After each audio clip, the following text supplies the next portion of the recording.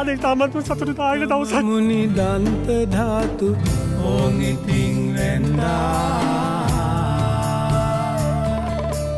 රන් වියනේ රන් එළිය මෝහ අඳුර වින්දා.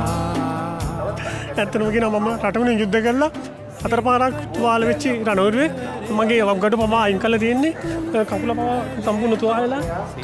ඉතින් මට ඇත්තටම මේ අවස්ථාව ලබා දුන් අපේ දිවන්ලිම ඇතුළු සමස්ත ගෞරවනීය හඳුනන වහන්සේලා ඇතුළු සමස්ත කාර්ය මණ්ඩල මම ස්තුති පුද කරනවා.